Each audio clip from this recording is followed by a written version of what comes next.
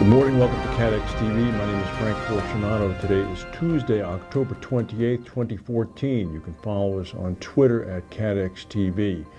In the United States, the news on the cable TV networks is all about the enforced quarantine procedures that the states of New Jersey and New York have imposed upon returning healthcare workers from West Africa. New York has relented somewhat, allowing healthcare workers to endure their 21-day quarantine period at home. New Jersey thus far has not. The governor of New Jersey, Chris Christie, is coming under heavy criticism from the Centers for Disease Control as well as other medical professionals.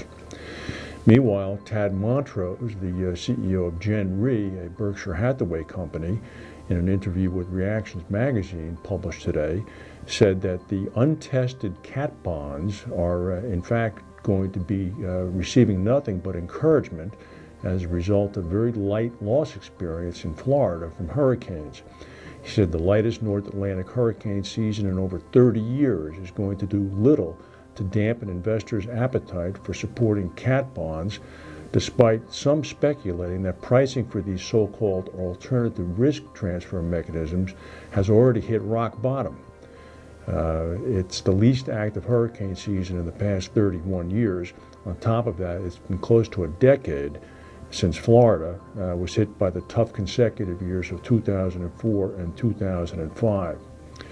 Mr. Montross said that the level of catastrophe activity in 2013 and 2014 has been 20% below the decade-long average. Meanwhile, as if to prove Mr. Montross's point, Willis Capital Markets has set up a platform to simplify client access to CAT bond capacity. The new CAT bond platform is called Resilience Re. It's been created to offer Willis clients efficient and lower cost access to reinsurance capacity sourced from the capital markets.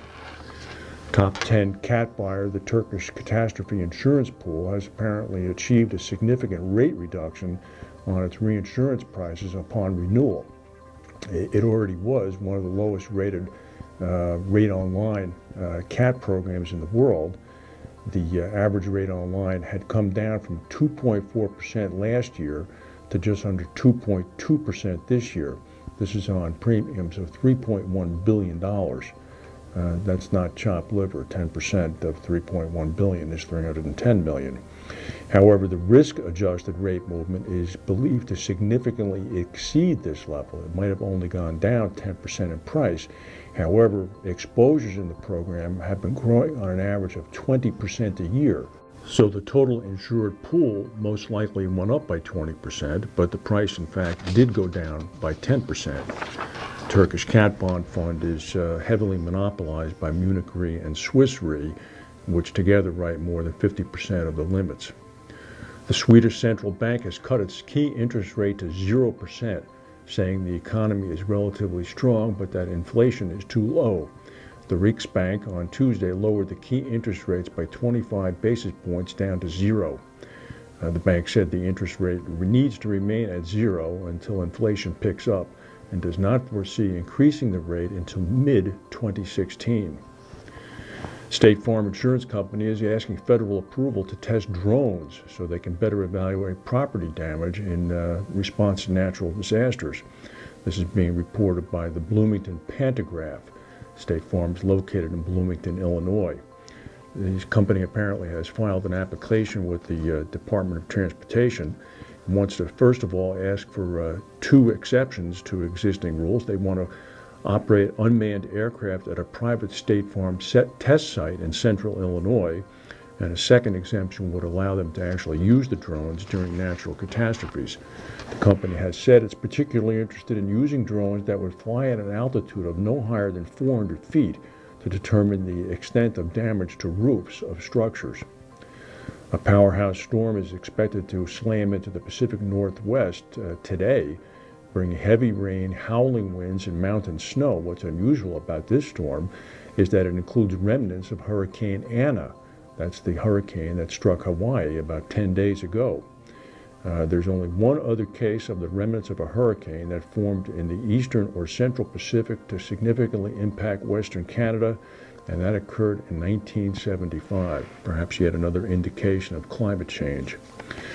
The South Korean spy agency has told the Congress of South Korea that it has solved the mystery of North Korean leader Kim Jong-un's 6-week public absence. Apparently, Mr. Kim Jong-un had a foreign doctor operate on him in September to remove a cyst from his right ankle. The spy agency told the Korean Congress that the cyst could recur because of Mr. Kim's obesity, smoking, and heavy public schedule. He was last seen in the state media on September 3rd, but then he reappeared on October 14th, hobbling with a cane, but smiling and looking a little thinner. It's not immediately clear how the South Korean intelligence agency obtained this news. The agency has a spotty track record of analyzing developments in North Korea. Intelligence is a difficult profession. The United States Central Intelligence Agency was still predicting the military strength of the Soviet Union at the time the wall was coming down in Berlin in 1989. That's the news for today. If we have any breaking news, we'll come back and tell you. Thank you for watching, and we'll see you tomorrow.